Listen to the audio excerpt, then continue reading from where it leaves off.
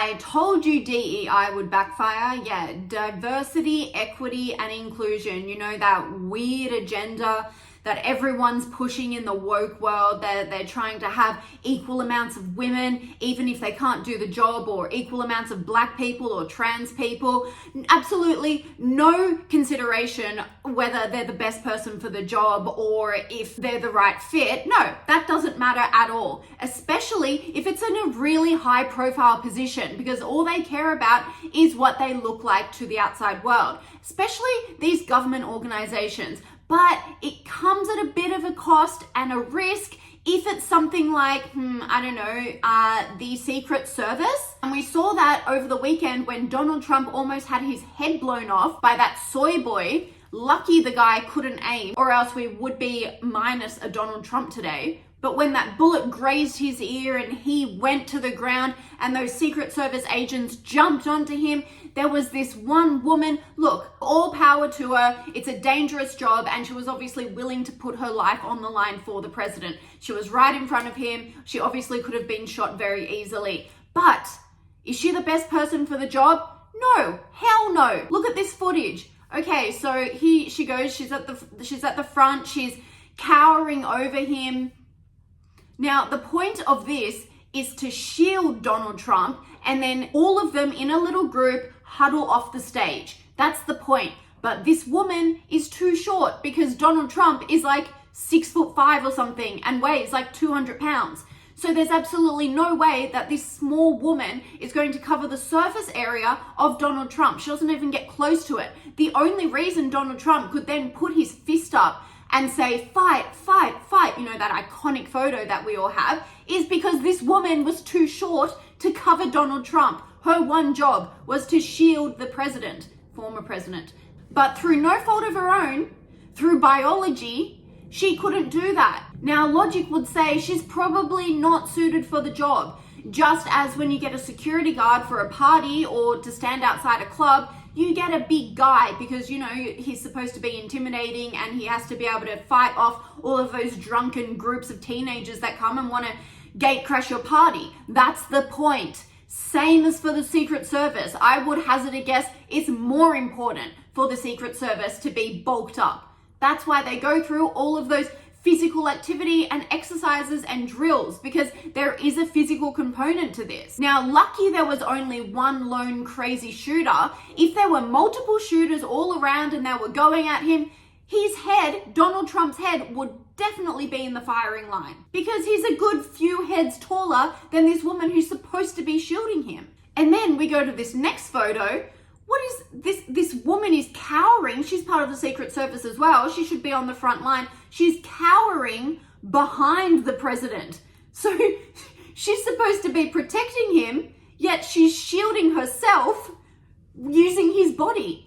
That's not what she's supposed to be doing. The funniest one of them all, or most concerning, whichever way you want to look at it, are these Secret Service women who can't even handle their guns properly. They're clearly under a lot of stress. It's a frantic situation, and this woman can't even get her gun into her holster. Do you know how dangerous that is? That's basic 101 arms training. And she's supposed to be in the elite of the elite, and she can't even get her gun put away. These women are also supposed to be shielding Donald Trump as well. They're supposed to be kind of barriers between him and the crowd, and they're just getting pushed all over the place like they're in a washing machine.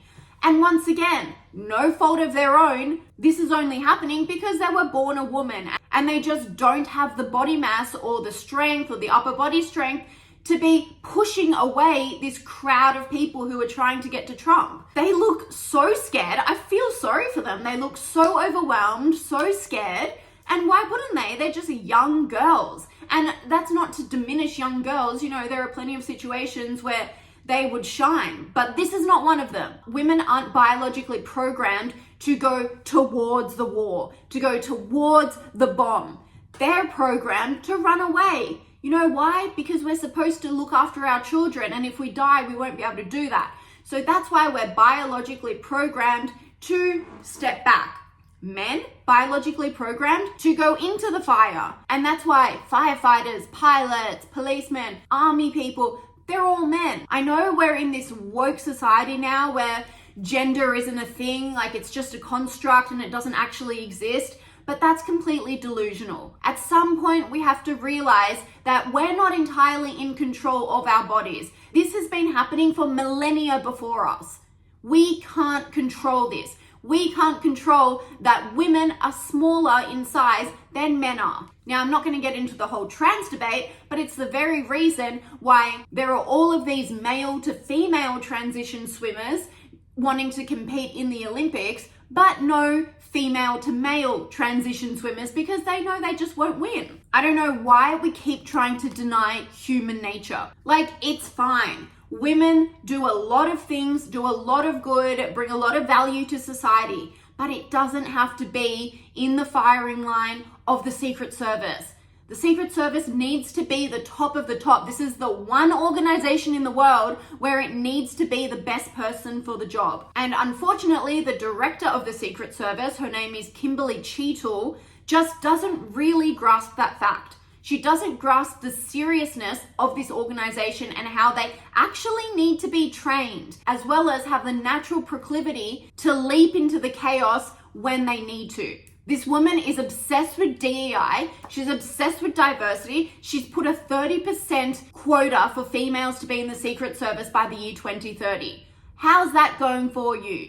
Not very well, clearly. I think they may need to revisit that. And there are calls for her to resign or be fired, and I think that's completely valid. She's not taking the job seriously. If you're seriously putting quotas and diversity and inclusion above anything else in the Secret Service, then you need to go. You're not the right person for the job. The entire Secret Service operation there on Saturday night, when Trump was attempted to be assassinated, was chaotic. They were all running around like headless chooks. I mean, the men probably weren't much better, but at least they had a control over the situation. The women, let me show you the end of this clip again, running around. They had no idea what to do, and that may be because the training is lackluster, but I think, and don't call me a pick me, don't say I'm against women, because I'm not. I love women. But look at this footage. They don't know what to do. And it's a known fact that women are more emotional in situations. They're less calm. They freak out. And this is being played out right in this footage. You can see it. This only happened 2 days ago. This is the United States of America.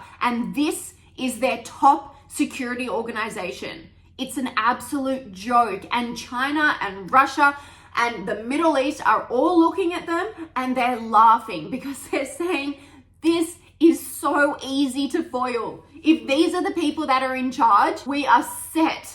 We don't even need to do any training. Stop the budget towards defense. We're done. We're good. Get rid of this woman director immediately. Put someone else in. I don't care if they're man, woman, dog, cat, trans, but just put someone in who knows what they're doing, who doesn't give a shit about DEI, who actually wants to protect the country, and who realizes that men and women are built differently.